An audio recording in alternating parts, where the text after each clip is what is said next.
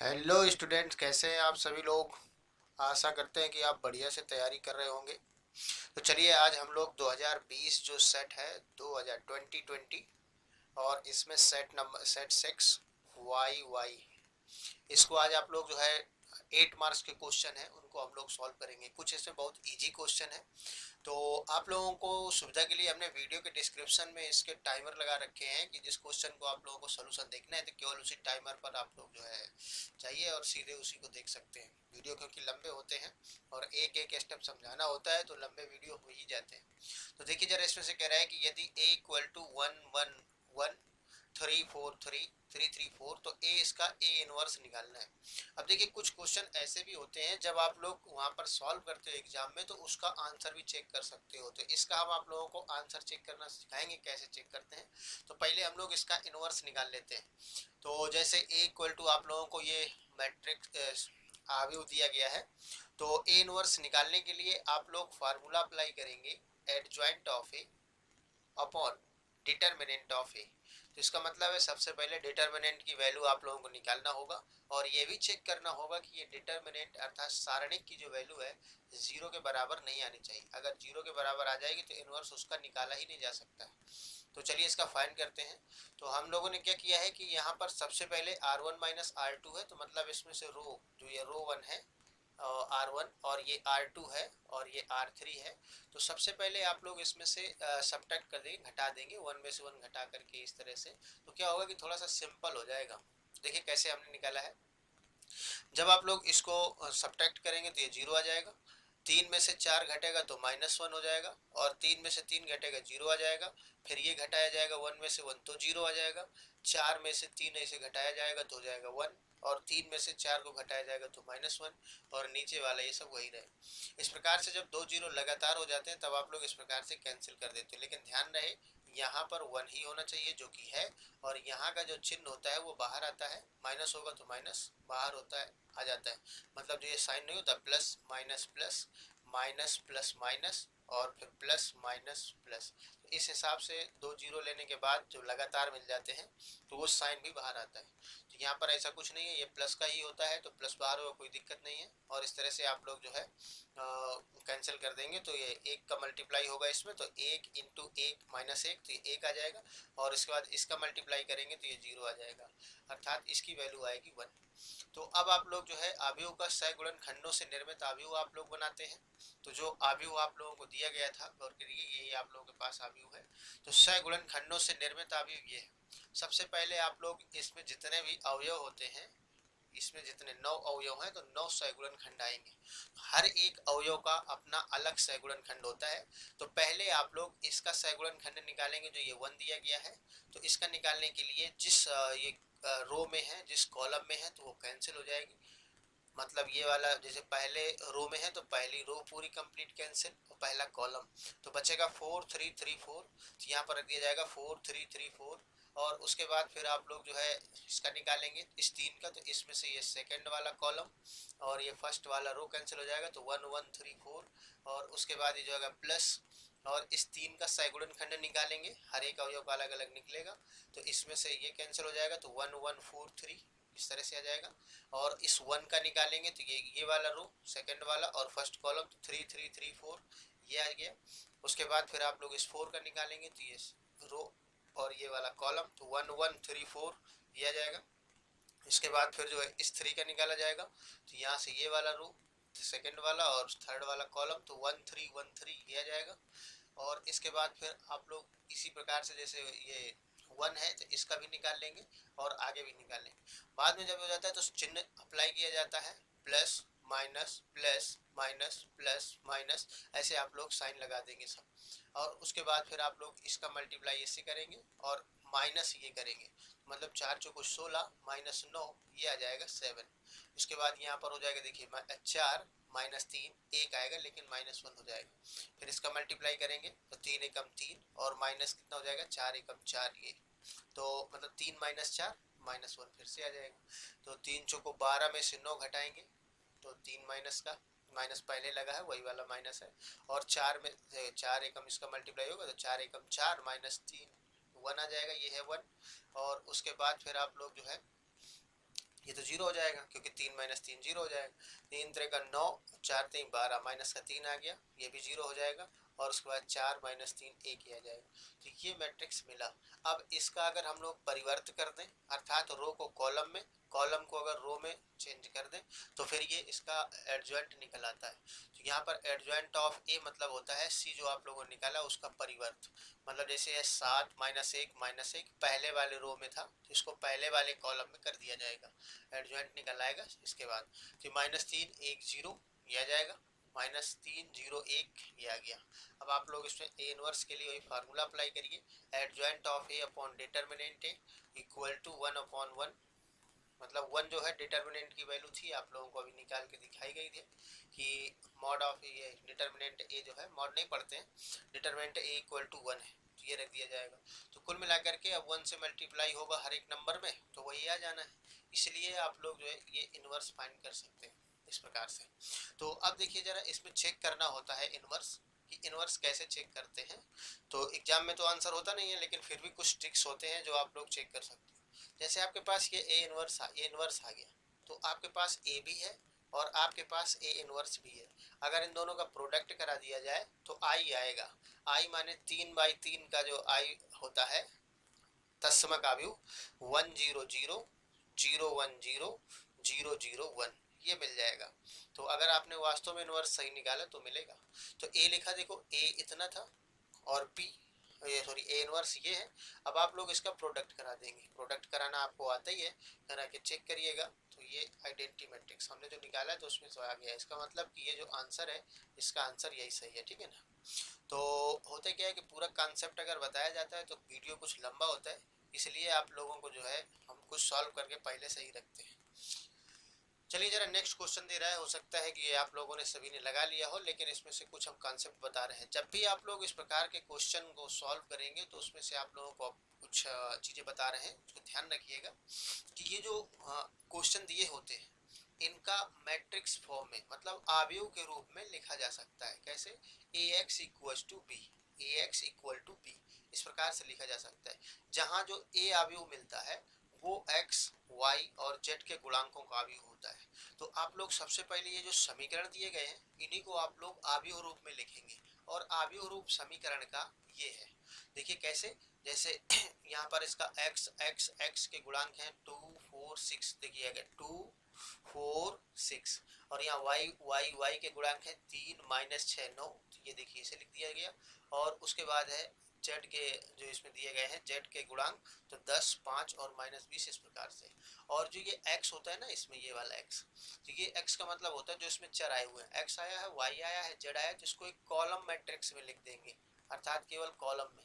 और जो ये राइट साइड में 4 1 2 है, इसको आप लोग यहाँ पर लिख लें। अब आप लोग वेरीफाई कर सकते हो कि ये जो इक्वेशन दिए गए हैं ये वास्तव में ही इसका जो है इसको ऐसे लिखा जा सकता है। तो आप लोग एग्जाम में स्टार्ट करेंगे यहाँ से, उपर्युक्त समीकरणों को आव्यूह रूप, और यहाँ पर एक चीज लिखेंगे आव्यूह रूप ax बराबर b के रूप में लिखने पर, ठीक है ना। अब देखिए इसको हल कैसे करेंगे। हल करने के लिए आपको मिल गया आव्यूह रूप ax बराबर b, ठीक है ना। अच्छे बच्चों के लिए ये सब बहुत लिखना जरूरी होता है ताकि आप लोगों की कॉपी सबसे अलग दिखे। तो आव्यूह रूप ax बराबर b दे दिया गया। तो इसमें से हम लोग जो है, चूंकि x का वैल्यू निकालना है, x ही तो x y z है, ये देखिए जरा। तो यहाँ पर आप लोग a इनवर्स ले लेंगे दोनों पक्षों में, तो a inverse a x equal to ये हो जाएगा a इनवर्स b। तो यहाँ से a इनवर्स a बराबर i होता है, तो i माने आइडेंटिटी मैट्रिक्स, और x बराबर ये हो जाएगा a इनवर्स b। अब x इक्वल टू निकालेंगे आप लोग, तो आई एक्स बराबर x ही हो जाएगा, तो ये आएगा a इनवर्स b। अर्थात x की वैल्यू फाइंड करने के लिए आपको पहले a इनवर्स निकालना पड़ेगा, फिर उसके बाद b से मल्टीप्लाई कराना पड़ेगा, फिर दोनों तरफ बराबर कर देंगे। ये से ये प्रोसेस बनता है। तो आप लोग इसमें बता देते हैं कि जो ये इक्वेशन लिखे हुए हैं, देखिए इसका आव्यूह रूप है कि नहीं है, जरा थोड़े ध्यान दीजिएगा। क्वेश्चन तो आपको ही करना है, लेकिन कुछ और चीजें सिखा रहे हैं आप लोगों को। तो क्वेश्चन हमारे पास ये है, देख रहे हैं। अब देखिए इसका मल्टीप्लाई करते हैं। जैसे इसका ऑर्डर है, यानी इसका क्रम है 3 क्रॉस 3 और इसका है 3 क्रॉस 1, तो इसमें 3 पंक्ति है और एक कॉलम है, तो इसका गुणा हो जाएगा। तो देखिए 2 का मल्टीप्लाई x से होगा, पहले आप जानते हैं गुणा कराना जानते हैं इसका, यानी इसके सभी जो अवयव हैं इसके सभी अवयव से गुणा कराएंगे और इसको लीनियर कॉम्बिनेशन में लिखेंगे। तो मतलब 2 का गुणा x से होगा तो कितना आएगा 2x, और इसके बाद 3 का गुणा y से होगा तो कितना आएगा 3y, उसके बाद 10 का गुणा z से होगा तो आएगा 10z, और बीच में प्लस होता है आपको पता है, इस प्रकार से लगा दिया। दूसरा जब करेंगे तो 4 का मल्टीप्लाई x से होगा तो 4x, अब इसके बाद -6 का y से करें -6y आएगा, 5 का अगर z से करते हैं तो प्लस का 5z हो जाएगा। तीसरा वाला है 6 का x करेंगे तो ये 6x आ जाएगा, उसके बाद 9 से करेंगे तो 9y हो जाएगा। आप लोगों को हम ये बता रहे हैं कि कैसे देखो मैट्रिक्स रूप में कैसे लिख दिया गया है, आपको पूरा स्पष्ट करके बता रहे हैं। -20 का अगर इससे करेंगे z से तो माइनस का 20z आ जाएगा, और ये एक मैट्रिक्स मिलेगा आप लोगों को, और ये बराबर है किसके, ये बराबर है 4, 1 और 2। और जैसे ही मैट्रिक्स के समानता की परिभाषा अप्लाई करेंगे, लगाएंगे इसमें, तो 2x + 3y + 10z बराबर 4। देखिए पहला समीकरण ऐसा लिख गया, मतलब इसको ऐसा लिखा जा सकता है, ये मैट्रिक्स फॉर्म। तो बाकी आप लोग इसको जो है ए इनवर्स निकाल करके और इसमें आप लोग कर सकते हैं। नहीं आता तो कमेंट करिएगा, तो आपको बता दिया जाएगा इसका सॉल्यूशन कितना आएगा, ठीक है ना। तो चलते हैं नेक्स्ट क्वेश्चन की ओर। अब देखिए ये क्वेश्चन दिया गया है, बहुत इंपॉर्टेंट है, और इसको ऐसे सवालों को हल करने के लिए आप लोगों को करना क्या होता है, इसका जो बेसिक फाउंडेशन है, देखिए जरा, अगर आप लोग हर एक सवाल को अटेम्प्ट करना चाहते हैं तो सबसे पहले जो यहाँ पर आपको क्वेश्चन देता है, अभी हम पढ़ करके सुनाएंगे इसको, क्वेश्चन जो देता है पहले आप लोगों को उसी हिसाब से इसका कार्तीय समीकरण लिखना होता है। कार्तीय समीकरण जिस बच्चे को लिखना आ गया तो वो हमेशा ऐसे सवाल कर लेता है। कार्टीशियन इक्वेशन से ही, कार्तीय समीकरण से ही अवकल समीकरण बनाए जाते हैं। तो यहाँ पर कह रहा है कि ऐसे सभी परवलयों के कुल का निरूपित करने वाला अवकल समीकरण ज्ञात कीजिए जो जिसका शीर्ष मूल बिंदु हो तथा जिसका अक्ष धनात्मक x अक्ष की दिशा में हो। तो अब आप लोगों को पहले तो यही सोचना है कि ऐसा इक्वेशन हम कैसे लिखें। तो सीधी सी बात है कि आप लोग जो है इसके पहले वाली क्लास में शंकु परिच्छेद चैप्टर पढ़ा है, वो मजबूत होना चाहिए इसके लिए, कोई बात नहीं है। तो यहाँ कह रहा है कि कुल को निरूपित करने वाला अवकल समीकरण, किसे, परवलयों का कुल, लेकिन इसमें कंडीशन क्या है, जिसका शीर्ष मूल बिंदु है, ये चीज ध्यान रखिएगा, और जिसका अक्ष धनात्मक x अक्ष की दिशा में है। तो ऐसा तो हम लोग जानते हैं कि मूल बिंदु है धनात्मक इसका अक्ष, अक्ष का मतलब होता है नाभि से होकर के जाने वाली, और नियता पर लंब सरल रेखा को अक्ष कहते हैं। तो ये परवलय का पूरा परिवार बनेगा जो कि एक ही समीकरण से रिप्रेजेंट होगा। और जानते हैं कि ऐसे परवलय का जो x अक्ष की दिशा में मुंह खुलता है, अक्ष उसका धन x अक्ष होता है, तो वो y² बराबर 4ax होता है। तो हम लोगों ने इसका समीकरण लिख लिया। अब यहाँ पर ये ध्यान देने वाली बात ये है कि ये परवलय का कुल जो बना रहा है उसमें से एक ऐसा कांस्टेंट होता है जो कि उसका मतलब वैल्यू चेंज करने से ही सारे कुल के मेंबर जो इस परिवार के मेंबर है वो सब मिल जाएगी। मतलब यहाँ पर जैसे y² = 4ax लिखते हो, इसमें से ये a है, तो ये इसको कहते हैं स्वेच्छ चर, स्वेच्छ अचर। तो ये जो स्वेच्छ अचर है, मतलब आर्बिट्रेरी कांस्टेंट इनको बोला जाता है, तो इसकी वैल्यू को ही विलोप, मतलब इसी को विलोप किया जाता है। अगर ये एलिमिनेट हो जाएगा, विलोप हो जाएगा, तो जो भी बच करके आएगा वही इसका अवकल समीकरण हो जाता है। तो सबसे पहले हम लोग इसका अवकलन करते हैं। जितने, एक चीज और ध्यान रखिएगा, जितने इसमें आर्बिट्रेरी कांस्टेंट्स होते हैं उतने ही बार इनका अवकलन किया जाता है। तो यहाँ पर आप लोग इसका अवकलन करेंगे पहले एक बार, देखिए एक ही है तो एक बार करेंगे। तो differentiating with respect to x, तो ये y² है तो इसका हो जाएगा 2i into ddx of y, अर्थात dy/dx जो भी पढ़ा करते हो। तो ये हो जाएगा 4a और x का 1 हो जाएगा, तो ये 4a आएगा। 4a की वैल्यू सीधे सीधे आप लोग यहाँ उठा के रख देंगे, ये गायब हो जाएगा। ये देखिए जरा समीकरण 2 से, ये 2 समीकरण है, इस समीकरण 1 में 4a इसकी वैल्यू आप लोग रख देंगे। तो यहाँ पर देखिए जैसे रखा जाएगा तो y² लेफ्ट साइड में तो है ही है, इक्वल टू 4a की वैल्यू आपने पूरा निकाला 2i ddx of y dy/dx, और इसके बाद इंटू x। तो इसमें से सही से लिखेंगे तो 2xy, और ये आ जाएगा 2xy ddx ऑफ y, ये समीकरण आ जाएगा। अब आप अगर चाहें तो y दोनों तरफ से काट सकते हैं, अगर नहीं चाहें तो कोई बात नहीं है, तब भी आप लोगों का आंसर सही होगा। देखिए कितना सिंपल सा क्वेश्चन है और 8 नंबर में आया है, 2 मिनट भी नहीं लगेंगे आप जब सॉल्व करेंगे इसको। चलिए नेक्स्ट क्वेश्चन देखते हैं। हाँ ये बेटा, ये क्वेश्चन जो है हर लगभग सेट में आया हुआ है और बहुत इम्पोर्टेंट होता है, और आगे भी इसके चांसेस हैं आने की। लेकिन एक चीज़ बता देते हैं कि इस सवाल को जब भी आप लोग करेंगे तो थोड़ा सा यहाँ पर देख लीजिएगा कि यहाँ पर कोई जो है एक ही जैसे नंबर तो नहीं है। एक ही जैसे नंबर होंगे तो दो रेखाएं समांतर होंगी, तो उसके लिए फार्मूला बदल जाता है।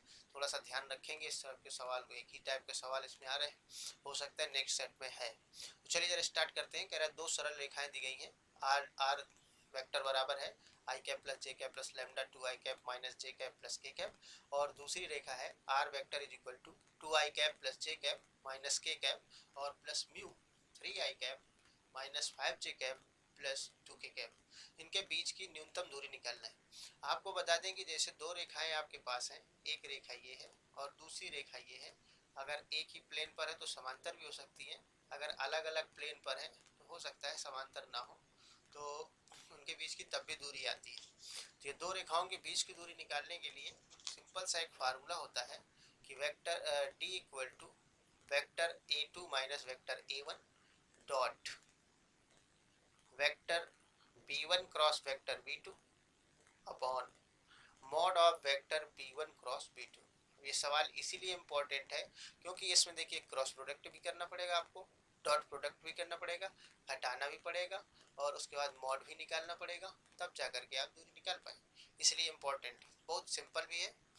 तो इसमें से देखिए सबसे पहला जो समीकरण आपके पास है उसकी तुलना हम लोग करते हैं। समीकरण एक की तुलना आर वेक्टर बराबर a one plus lambda vector B one. तो ए वन मतलब ये बन जाएगा, ये देखिए a one is equal to आ गया i cap plus J cap, और उसके बाद जो बी वन है ये बन जाएगा two I cap minus J cap plus K cap, ये वेक्टर बी वन आ जाएगा। इस प्रकार से ए वन और बी वन के मान मिले। इसी प्रकार से जब दूसरी रेखा का कंपेयरिंग करेंगे, समीकरण दो की तुलना आर वेक्टर बराबर a two plus lambda vector b two से करेंगे, तो इस प्रकार से हम लोगों को ए टू मिल जाएगा।